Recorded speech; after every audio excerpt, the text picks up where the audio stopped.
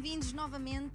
Seguimos agora para o debate B2B Marketing and Sales Powered by Disruptive Tech, onde vamos descobrir como é que as tecnologias emergentes estão a revolucionar o marketing e as vendas B2B e estão a criar experiências imersivas, eficientes e orientadas por dados que impulsionam o crescimento empresarial.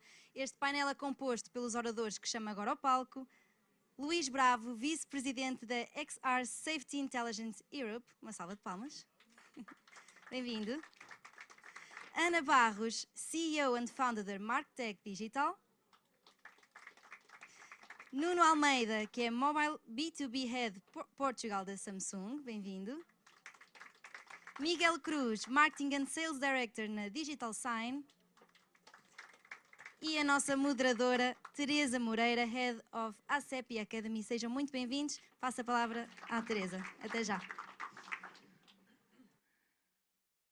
Muito bom dia a todos e muito obrigada por se juntarem a nós neste painel, onde vamos falar sobre empresas e sobre estratégias digitais para marketing e vendas nas empresas. A forma como se está a vender portanto, em B2B, eu penso que se está a transformar claramente e tem-se vindo a transformar muito nestes últimos anos e está-se a tornar cada vez mais digital, apesar de, evidentemente, estas áreas de negócios continuarem a ter aqui uma componente também analógica, nomeadamente a nível de relacionamento, que é relevante. Mas eu já agora, só aqui para introduzir, muito rapidamente partilhava aqui alguns dados que podem ser interessantes. Há um estudo recente da McKinsey que mostra que as empresas que oferecem uma experiência omnicanal de excelência aos seus clientes conseguem aumentar a cota de mercado anual em pelo menos 10% ao ano. Há aqui alguns mitos normalmente associados também às empresas e aos negócios B2B, por exemplo, que não têm e-commerce, quando também há estudos que mostram que, em termos globais, 65% destas empresas e em quase todos os setores já oferecem, portanto, já fazem vendas através de canais digitais.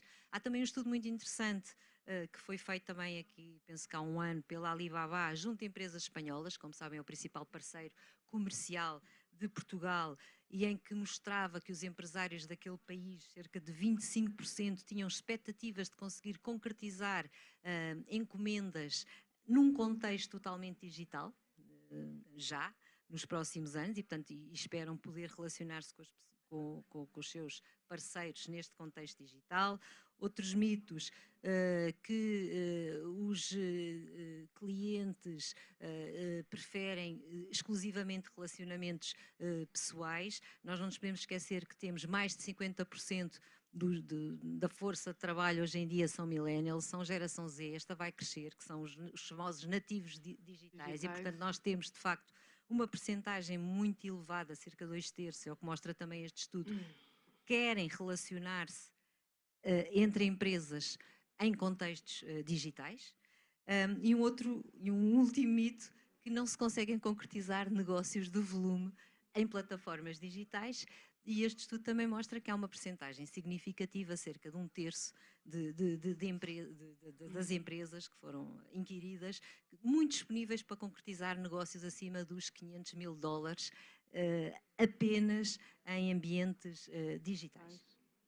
E, portanto, eu acho que aquilo que isto vai mostrando é que o digital vai entrar cada vez mais nos negócios B2B, a tecnologia também, seja para vender, seja para na parte de customer service, seja para criar experiências, demonstrações, seja para gerir equipas, e é um bocadinho sobre isto que nós vamos falar aqui.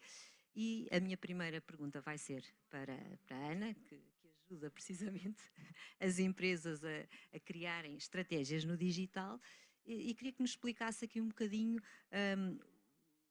como é que as empresas devem pensar sobre isto, que tipo de tecnologias é que devem começar por introduzir, como é que conseguem integrar isto para conseguirem, no fundo, vender e prestar e criar esta experiência para os seus clientes que cumpram com as expectativas que eles têm cada vez mais.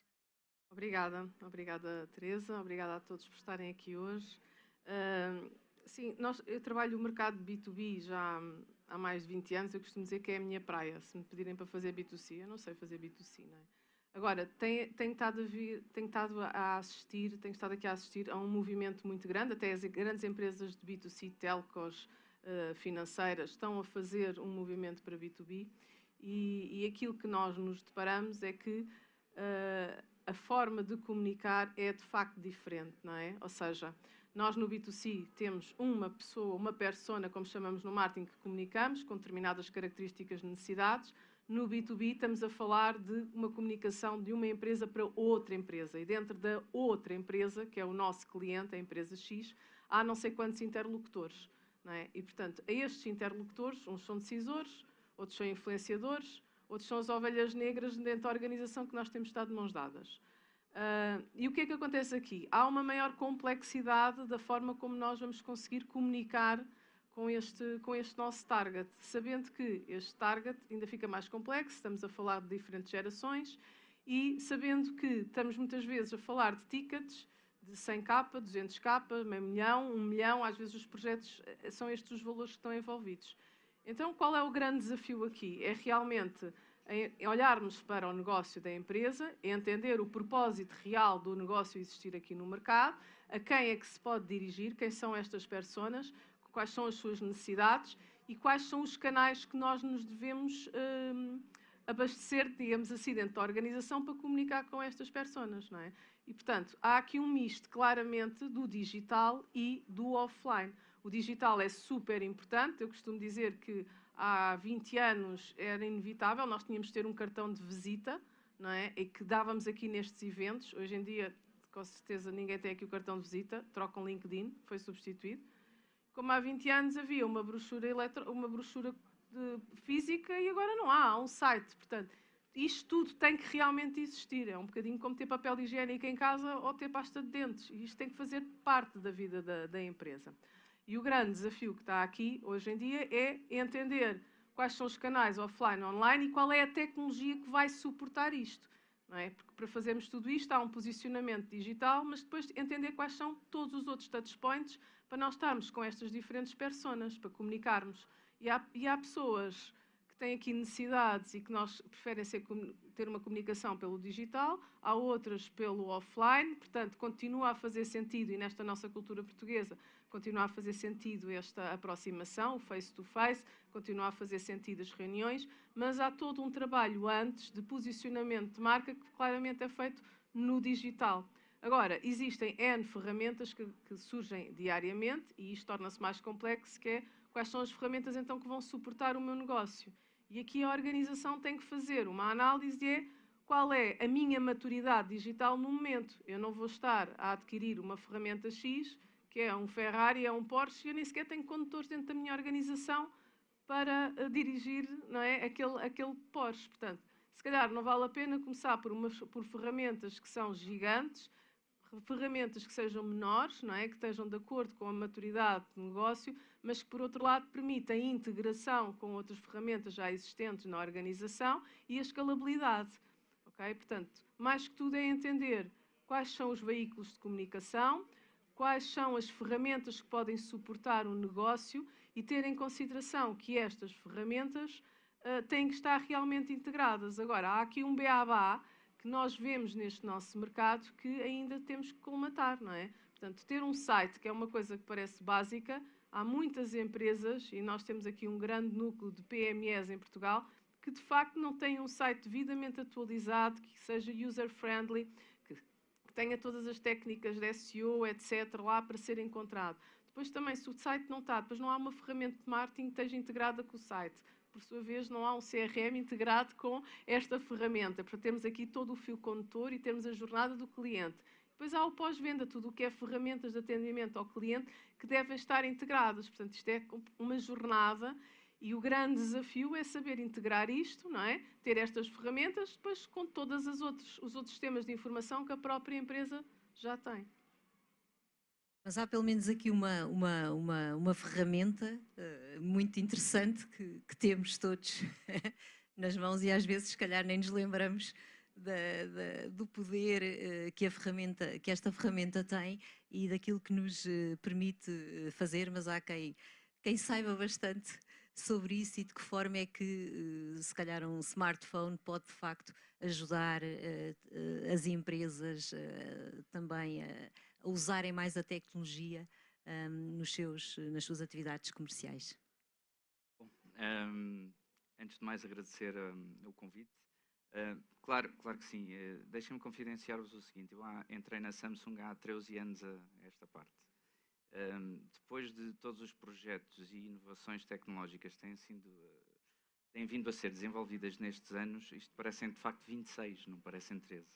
Isto para ter uma noção e para percebermos também aquilo que foi a evolução nos últimos anos dos próprios dispositivos móveis. Nessa altura, em 2011, nós lançámos um equipamento que se chamava Galaxy S, foi um dos primeiros smartphones também do mercado. E nessa altura, o equipamento, portanto, era um equipamento 4G. Ao dia de hoje, já vamos no 5G, portanto, em termos daquilo que é a velocidade, a largura de banda, nós multiplicamos por 10, pelo menos por 10, a velocidade de transmissão nos equipamentos. Depois, quando olhamos para 2011 e o S24 deste ano, verificamos que os equipamentos, a capacidade de processamento também é extraordinariamente mais alta. Multiplicamos, em termos de capacidade de memória, por 16, a RAM, e por 256 a capacidade de ROM desde o equipamento 2011 para hoje. Se olharmos, por exemplo, para a dimensão do ecrã, o equipamento é 1.5 vezes maior do que o equipamento que tínhamos em 2011. E a resolução da câmara é 40 vezes superior. Isto só para termos aqui uma percepção qual foi a evolução ao nível do hardware. Claro que depois temos toda a componente de software e vamos falar um bocadinho, se calhar, mais à frente sobre isto. Depois existiram uma série de outras inovações. Surgiu o NFC, que nos permite hoje em dia, por exemplo, fazermos os pagamentos móveis, utilizando o dispositivo móvel. Temos a questão também do acesso, do controle de acessos, que também podemos utilizar o NFC. Temos as questões das canetas digitais. Hoje em dia podemos escrever como se escreve num livro, utilizando uma caneta digital.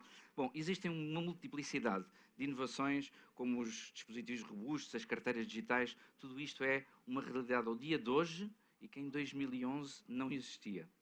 E, portanto, aquilo que é o nosso desafio hoje em dia é, depois de implementarmos tudo isto, o que é que podemos inventar mais? E este ano surgiu uma tendência, que já não é mais uma tendência, é uma realidade no mercado, que tem a ver com a introdução da inteligência artificial nos dispositivos móveis. E, portanto, em 2024 marcámos exatamente essa questão. Como em 2021 marcámos o aparecimento dos equipamentos dobráveis, dos equipamentos foldable, em 2024 temos, ao nível de inovação, a questão da inteligência artificial. Agora, a questão que se coloca é como é que estes equipamentos impactam, de facto, ao nível das empresas e ao nível da produtividade dos colaboradores e ao nível daquilo que são os processos dessas mesmas empresas. E, portanto, trouxe-vos aqui, provavelmente, 2 ou 3 exemplos desse mesmo impacto. O primeiro tem a ver com a abertura num dos principais bancos em Portugal, numa abertura de conta.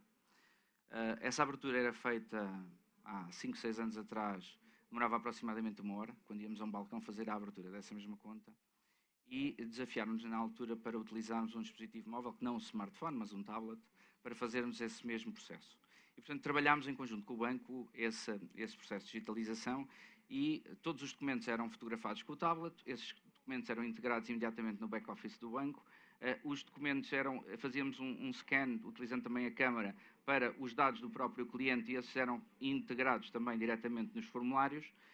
E nós passámos de uma situação em que a tecnologia nos ajudou, e ajudou os clientes e o banco, que um processo que demorava 60 minutos passou a demorar menos de 15 minutos. Portanto, demorámos para 1/4 aquilo. Portanto, é mais confortável para o cliente, é mais confortável para o banco e, efetivamente, ganhamos todos também produtividade no processo. O segundo exemplo que vos posso trazer aqui esse foi um exemplo que até testemunhei o ano passado, quando fui à Madeira, passar o final do ano, aluguei um carro e fui à Europcar. E na Europcar tinha feito a reserva online, portanto lá o Customer Journey todo muito digital, e quando cheguei para fazer a recolha do carro, o senhor veio ter comigo, não com um conjunto de papelada e contratos, etc., mas veio ter comigo com um tablet rugged. Eu disse, bom, um tablet rugged, apresentou-me o processo, deu-me aquilo que era o formulário que habitualmente víamos em papel, portanto estava todo ele digitalizado, e depois fomos verificar à volta do carro quais eram de facto os problemas que o carro tinha, não é? Aqueles pequenos batidas, etc., os riscos. Ele fotografou em cada um deles e integrou aquilo no meu processo. No final, depois de eu validar tudo aquilo, assinei com uma caneta, como aquela que tenho hoje aqui, portanto assinei de uma forma simples, assinei o contrato e o contrato chegou passados 2 minutos ao meu e-mail. Isto para termos uma noção daquilo que, de facto, a tecnologia nos pode ajudar, por um lado, a desmaterializar os processos, por um lado, a aumentar a produtividade dos colaboradores e, por outro lado, a aumentar o nível de satisfação dos clientes, porque, em última instância, eu mesmo que queira, algum dia, se me perguntarem há 6 meses ou 7 ou 8, há um ano atrás, onde é que estão os meus contratos de aluguer de carros, à exceção daquele eu não tenho nenhum, porque perdi todos os outros, não é? Portanto, Papel? também, exatamente, e portanto também eu consegui arquivar. Outro exemplo que temos interessante ao nível do retalho tem a ver com, é um dos principais retalhistas na área do bricolage, portanto não há muitos, e que já tem um parque instalado de mais de 5.000 equipamentos em Portugal e que não utiliza os equipamentos só para fazer a comunicação com os seus colaboradores. Utiliza, por exemplo, os equipamentos para passar toda a informação relativamente a produtos. Se um cliente quer um detalhe sobre um determinado produto na loja, ele utiliza o equipamento, faz um scan ao código de barras, automaticamente tem todo o detalhe desse mesmo produto e pode passar uma informação muito mais fidedigna, muito mais detalhada ao seu cliente. Por outro lado, utiliza também para fazer o controle de stocks, utilizando os tais scan do QR Code através e dos códigos de barra através do smartphone. Temos também nesse cliente uma outra questão que é, permite-nos fazer uma gestão de 5.000 dispositivos com uma pessoa apenas. Há um IT Manager que faz o controle, porque aquilo tem uma solução de gestão centralizada que lhe permite atualizar os sistemas operativos, os níveis as políticas de segurança e passarem inclusivamente e alterar, se for caso disso, colocarem nos telefones dos colaboradores as aplicações que eles vão necessitar para a próxima semana, se houver uma alteração ao nível da componente aplicacional da empresa. Portanto, isto para vos dar uma noção de que, de facto, é possível, de facto, este tipo de soluções melhoram significativamente a vida das empresas. O que é que precisamos de olhar? É fazer sempre uma análise a esses mesmos processos, um levantamento detalhado dos mesmos e depois aplicar numa lógica 360 a tecnologia. A tecnologia não vai resolver tudo. É preciso também que as pessoas que estão dentro do cliente que comprem esse mesmo projeto, os colaboradores comprem o projeto, integrem os colaboradores nesse mesmo processo, porque aí sim vamos ter uma lógica de transformação digital efetiva e vamos ter bons resultados. Caso contrário, já sabemos todos, vamos ter pilotos e mais pilotos que não funcionam, que vão ser adiados e vamos estar nesse loop. Portanto, claramente planeamento, execução e integração dos recursos humanos em toda esta transformação digital. Pegando aqui neste exemplo que já vi que o encantou de poder ter assinado um contrato digitalmente e tendo aqui uma empresa Digital especialista na área de gestão de contratos digitais, como é que isso e até toda a tecnologia que está por detrás disso pode de facto impactar as empresas? Antes de mais, bom dia a todos e bom dia também aqui aos meus colegas de painel. E também vos quero dizer que eu e o Nuno não falámos antes desta reunião, eu não conhecia até há 5 minutos atrás. Mas achei curioso o que eu estava a falar, porque primeiro eu não uso um Samsung, peço desculpa, não uso outro Isso é uma falha. hardware. Mas há aqui uma coisa que ele falou e que tem todo o impacto da nossa área. Ele falou aqui de 2 casos específicos. Um deles abrir uma conta online e o outro deles assinar um contrato de aluguer de renting de um carro.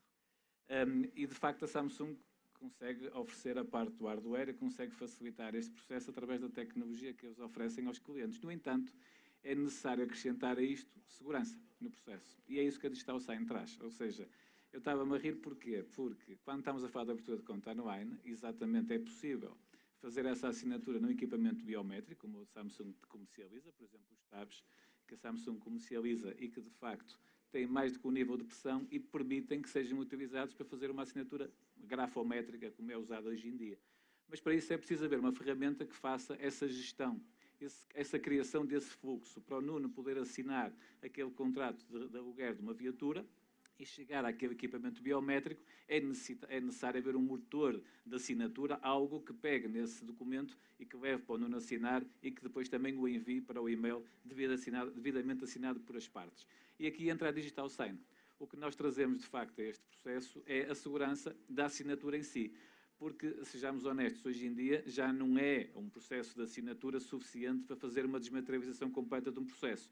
Nós temos que, de facto, olhar para uma assinatura digital como uma parte do processo, mas temos muitas coisas que envolvem uma assinatura digital, nomeadamente os diferentes tipos de assinatura que existem e ainda a necessidade que temos não só de assinar, mas também ser capaz de transmitir aquele documento e também o preservar ao longo do tempo, porque não estamos a falar de um documento em papel e essa preservação também ela é tecnológica. Por exemplo, para dar aqui o exemplo deste aluguer que foi feito, isto foi uma assinatura, em termos legais, é uma assinatura simplificada, ou seja, em momento algum foi validada a identidade da pessoa, mas no primeiro caso que o Nuno falou, nós para deixarmos, para um banco deixar entrar um cliente, tem que validar a identidade, fazer o Know Your Customer, o famoso Know Your Customer, que os bancos são obrigados a fazer. E isso é considerado um processo de validação forte, que é isso que a Digital Sign faz no seu dia-a-dia. Ou seja, o que nós fazemos é validar, por exemplo, que o Nuno é quem diz ser, ok? Recolher toda a informação que o Nuno tem para nos dar, inclusivamente recolhendo equipamentos telemóveis, neste caso, para tirar uma selfie do cartão de cidadão, para ter uma fotografia, desculpem, do cartão de cidadão, para tirar uma selfie, para fazer uma liveness da pessoa, para nós, na Digital Sign, podermos ter a certeza que o Nuno é quem diz ser.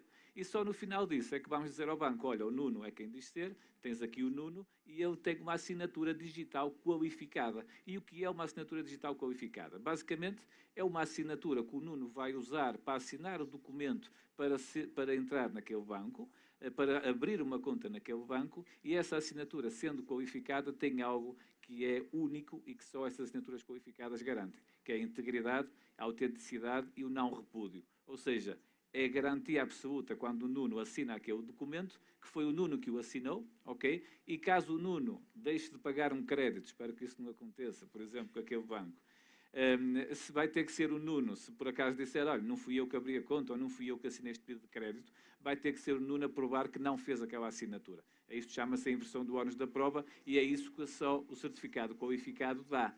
E nós todos, como cidadãos portugueses, neste caso, temos o nosso certificado de assinatura qualificada. Qualquer cartão de cidadão, qualquer cidadão português tem direito a ter a sua assinatura digital qualificada. Agora, aqui a questão está, é fácil de utilizar? Está sempre disponível? Se calhar não, mas cada vez mais, quer as empresas, como os bancos, quer as empresas de renting de carros, como o Nuno falou, estão cada vez mais preocupadas com a segurança da assinatura em si. E não chega a fazer um processo de assinatura simplificado, porque aqui estamos a correr riscos que são desnecessários, tendo em conta que, e o Nuno falou que antes demorava 1 hora a abrir uma conta online no balcão, com um tablet no balcão passamos a 15 minutos. Mas se o fizermos online, recorrendo a uma tecnologia que a Digital Sign já tem integrada com alguns bancos, conseguem fazer uma abertura de conta online em menos de 5 minutos. O que é, Miguel, vou ter... Peço desculpa, eu falo muito. Portanto, não, mas eu gostei muito desse tema da segurança e, de facto, o tema da segurança no digital é muito importante. Eu queria pedir aqui ao Luís também que comentasse um bocadinho nisso, mas nós também já falámos de inteligência artificial, abordámos brevemente, falámos agora de blockchain, que eu imagino que esteja por trás também o Luís também é especialista noutro tipo de tecnologias que cada vez mais também estão a entrar neste universo das empresas e a ajudá-las, por exemplo, a demonstrarem os seus produtos, na formação, que é toda a parte de realidade aumentada e virtual, mas, por outro lado, também muito consciente dos temas de segurança e de cibersegurança associados a estas tecnologias que também são absolutamente fundamentais ter em consideração na gestão tecnológica das empresas. Bom dia a todos. Bom dia, Teresa. Muito obrigado pelo convite. E a todos também aqui no painel. Bom, primeiro, falar sobre realidade virtual, sobre tecnologias imersivas, é por vezes, bom, mas isto nunca mais arranca. Aqui Se calhar sou eu que... É deste lado. Cá está ele. Estás bem? Acho que a minha projeção, sim, já está muito melhor.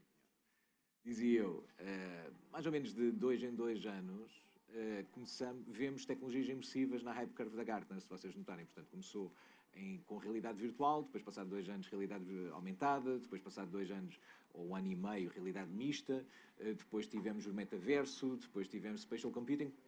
Ou seja, parece que está sempre ali no lado esquerdo do hype curve e está sempre a arrancar. E então fica-se com aquela noção de que pode ser uma tecnologia que lá está, que não arrancou, portanto, que ainda está sempre em desenvolvimento. E é importante perceber se de facto como é que este mercado no fundo evoluiu, porque ao mesmo tempo que nós olhamos para a estatística, os números da estatística de 2023, estamos a falar de um mercado de realidade virtual e aumentada, exclusivamente, de 38 bilhões a nível mundial. Destes 38 bilhões, 4 bilhões são exclusivamente dedicados a advertising em realidade virtual e aumentada. Ou seja, no caso, filtros de Snap, Facebook, Instagram, por aí fora, e em paralelo também ações de try before you buy. Portanto, isto no contexto de advertising, mas por exemplo, no contexto industrial, estamos a falar exclusivamente Industrial XR de 18 bilhões. Sendo que, se nós expandirmos isto para a indústria para Industrial Metaverse, portanto, já no cruzamento de tecnologias imersivas com Digital Twins, com AI, com IoT, portanto, nesta convergência, já estamos a falar de um volume em 2023 de 48 bilhões. Ou seja, é claramente o business to business que está a levar ao mercado, não é o gaming. E muitas das vezes existe esta noção de que realidade virtual, realidade aumentada é tudo gaming. Não, não é. Não é por aí que as coisas estão a acontecer. E em Portugal da mesma forma. Portanto, aquilo que o Nuno falava há pouco, em relação àquele purgatório, pilot purgatory, portanto, aquele purgatório de pilotos, em que de forma constante nós temos piloto e piloto, nós ouvimos falar muitos pilotos em Portugal.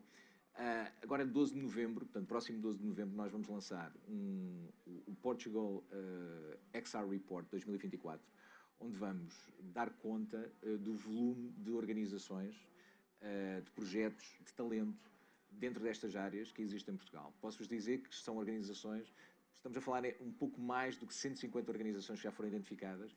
Posso dizer que organizações como TeamViewer, Siemens, como a Teleperformance, organizações como a Unesco têm infraestruturas em Portugal para desenvolverem de forma continuada projetos em realidade virtual e aumentada.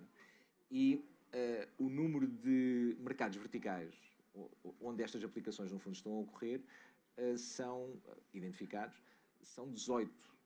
Ou seja, e isto, no fundo, tem aqui uma amplitude tremenda, que vai desde a dimensão do retalho de saúde, educação, até, por exemplo, rotas de realidade aumentada. Não fazia ideia, existem mais de 15 municípios em Portugal que têm rotas de realidade aumentada outdoor.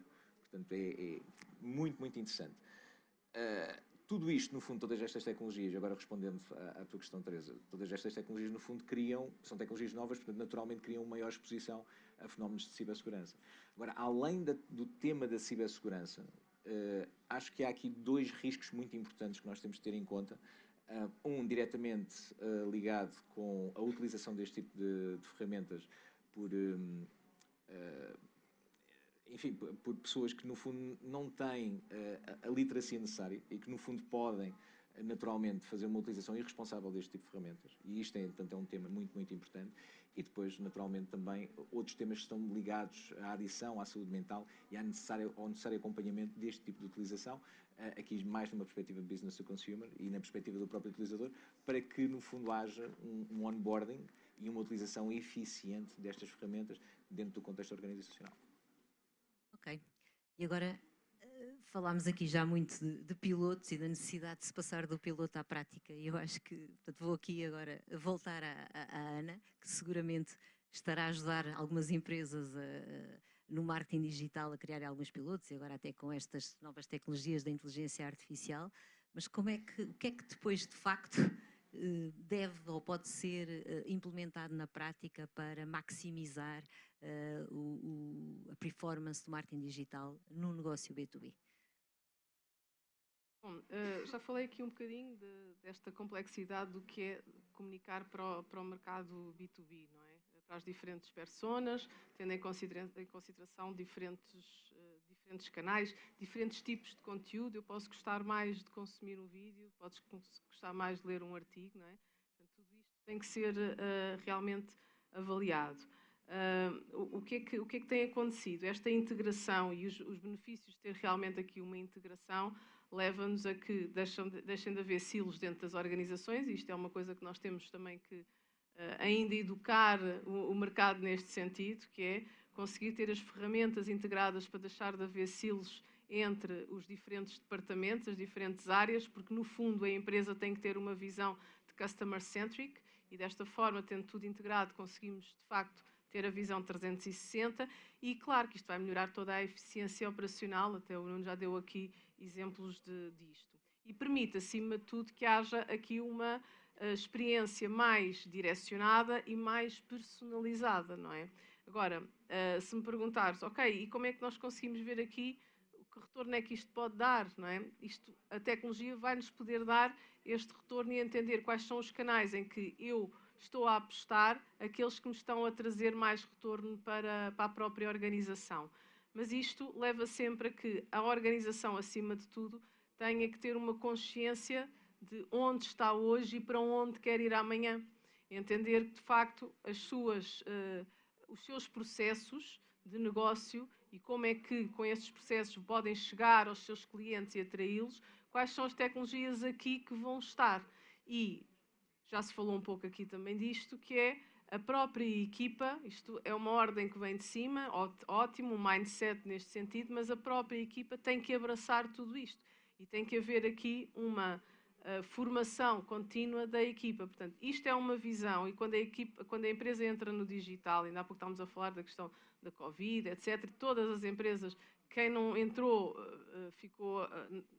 ficou na praia, não é? Basicamente, todos foram convidados a entrar, mas acima de tudo isto é um caminho que tem um início, mas não tem um fim, não é? Portanto, a empresa tem que estar também estruturada para que as suas pessoas estejam constantemente atualizadas do que há, porque as ferramentas estão sempre a ser atualizadas e novas estão a chegar. Portanto, tudo isto vai fazer com que as empresas tenham que ter que estas equipas tenham que ter formação contínua e que haja uma avaliação constante das ferramentas daquelas que realmente estão a fazer o suporte do negócio. Faz sentido? Não faz? Conseguimos escalar mais? Não conseguimos? Que dados é que isto está a trazer? Eu tenho algum sistema a centralizar todos os dados para depois tomar decisões? Agora, lá está, isto parece simples, mas nós ainda estamos num estágio cá em Portugal que ainda falamos beabá, como eu falei há pouco, não é? Portanto, ainda há esta evangelização do site, ainda há esta evangelização da tecnologia de suporte e muitas empresas nem sequer têm um CRM, quando nós temos temos N CRMs hoje que são gratuitos.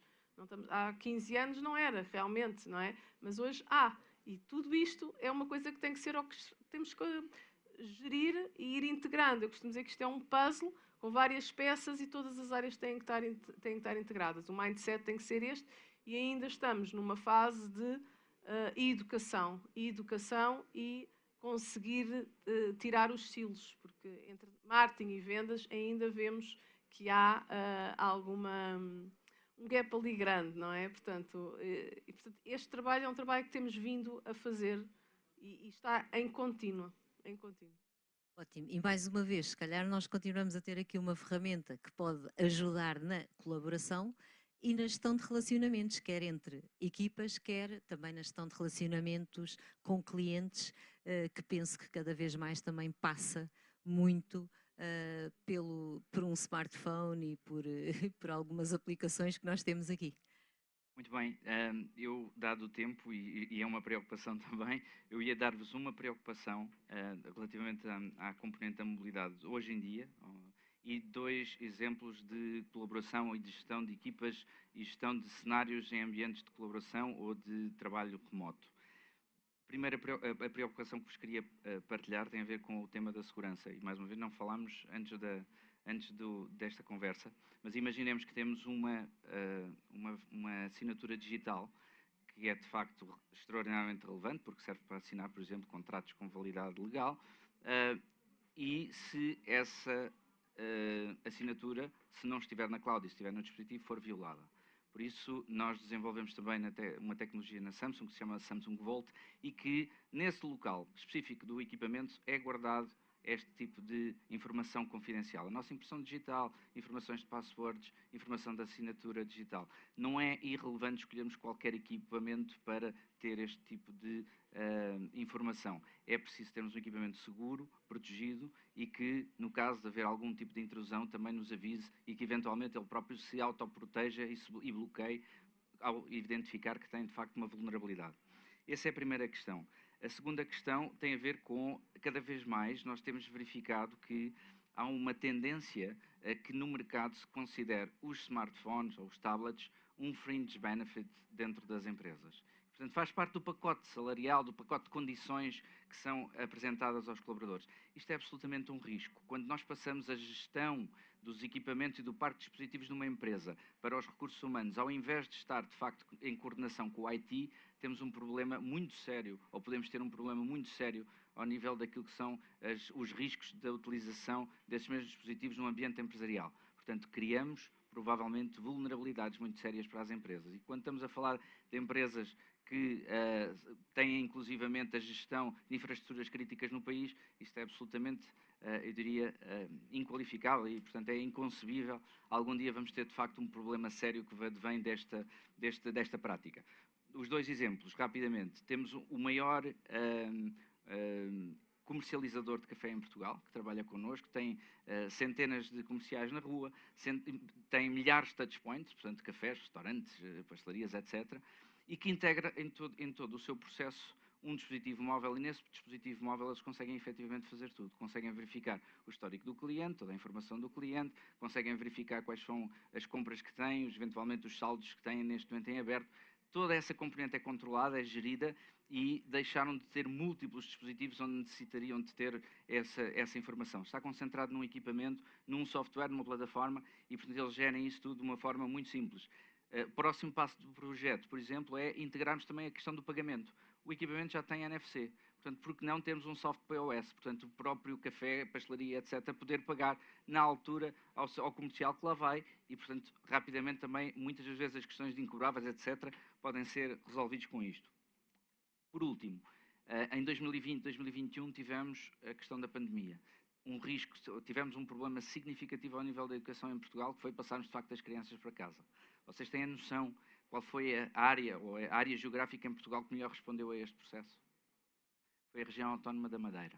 E a região autónoma da Madeira porquê? Porque tinham o seu processo de manuais digitais já perfeitamente integrado. Quando passaram os alunos para dentro, de fora da escola, para as suas próprias casas, eles tiveram o processo de transformação, o processo de adaptação foi extraordinariamente simples. Porquê? Porque eles tinham todas as ferramentas para fazer a gestão remota desses mesmos conteúdos, passaram os conteúdos que tinham que ser feitos diariamente de cada professor para cada um dos alunos e o processo de transição foi, de facto, muitíssimo mais fácil. Porquê? Mais uma vez, porque tiveram a visão de ter uma lógica 360 e não só disponibilizaram a tecnologia, como disponibilizaram todas as ferramentas que permitem à equipa da IT da Secretaria Regional da Madeira, por exemplo, fazer uma gestão remota de um parque de mais de 15.000 dispositivos apenas com 3 pessoas.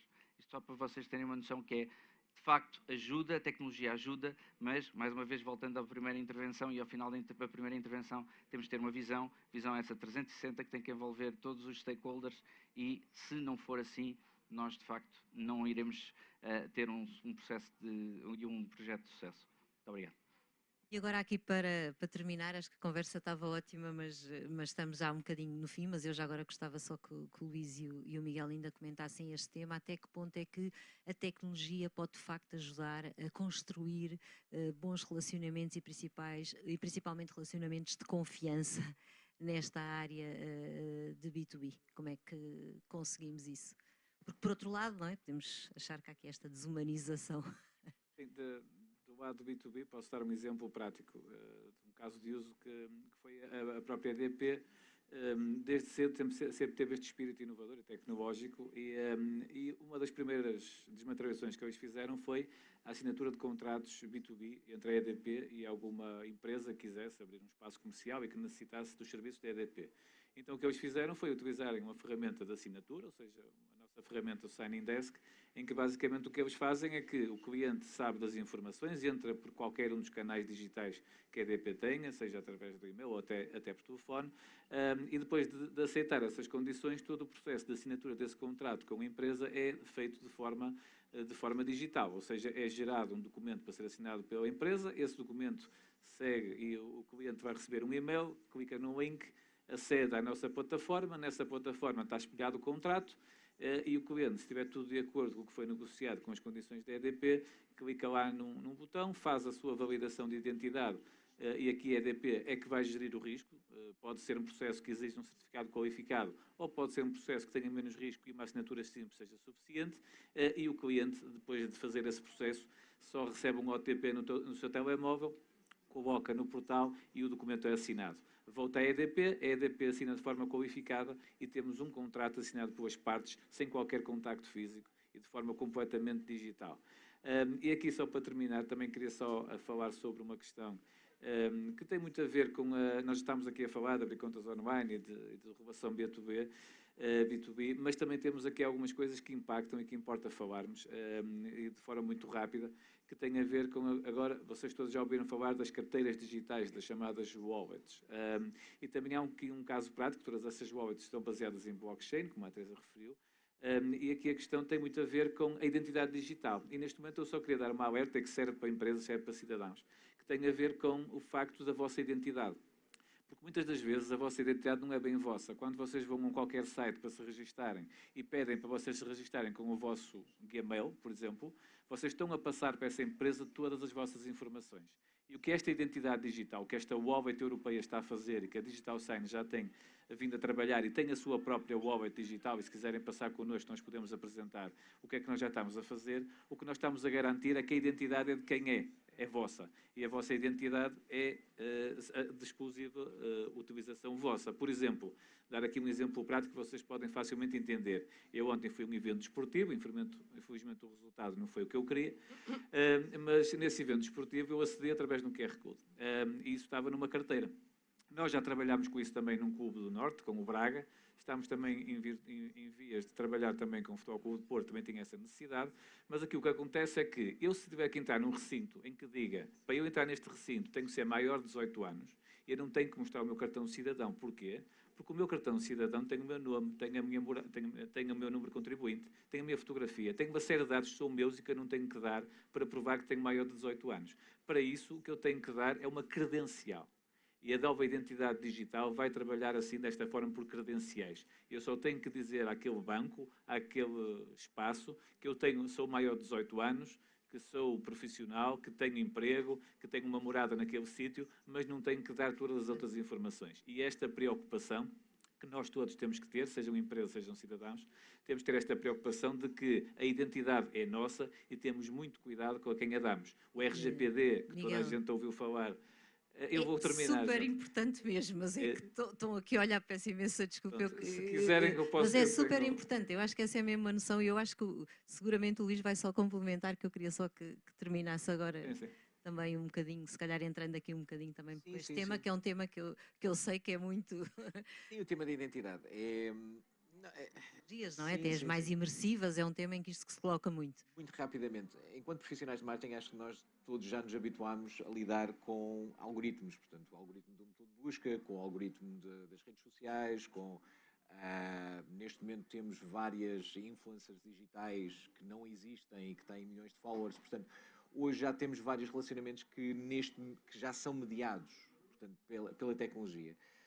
Aquilo que acho que está a acontecer é precisamente a transformação daquilo que acabámos de falar, a identidade dos utilizadores, a forma como os utilizadores se projetam em mundos virtuais, se projetam em mundos imersivos, a forma como eles criam espaços, por exemplo. Eu estive num grupo com 150 pessoas, há cerca de 3 meses, e de repente perguntei quem é que tinha estado num evento, um evento online, que era um concerto. 2 pessoas que estavam perto uma da outra levantaram a mão e depois começaram a falar e a trocar memórias desse mesmo concerto. Ou seja, não se trata apenas de estarmos a falar de representações individuais das pessoas, Estamos a falar, inclusivamente, de novos espaços sociais onde as pessoas, no fundo, interagem. Eu, por exemplo, já, porque ele não atendia ao telefone, tive de falar com o meu filho dentro do Roblox para ele me ligar, porque ele não estava a atender o telefone em casa. Portanto, novamente, e ele combina coisas no Roblox com os amigos dele, na escola, e vice-versa. Portanto, este espaço híbrido já existe. E a questão, no fundo, é quem é que, no fundo, está a abordar isto? E as marcas, no fundo, para entender isto, para que tipo de profissionais é que se devem virar? Bom, eu só posso dar duas dicas. Portanto, hoje, aliás, este mês, a Comissão Europeia lançou um pedido aliás, um processo de recrutamento para um antropólogo digital, aliás, 2 antropólogos digitais, e, salvo erro, um grupo de retalho norte-americana, Target, tem neste momento uma equipa de filósofos práticos. Portanto, ficamos com estas 2 referências. O que é extremamente interessante. Portanto, de facto, o mundo das empresas e dos negócios B2B claramente se vai tornar de uma maneira ou de outra muito digital. Nós não nos podemos esquecer que já temos à nossa disposição muitas ferramentas, algumas das quais às vezes não nos lembramos, portanto é tirar partido de tudo isto que temos à nossa disposição para aumentar a competitividade nos nossos negócios. Muito obrigada a todos pela participação e muito obrigada por terem assistido. Obrigada.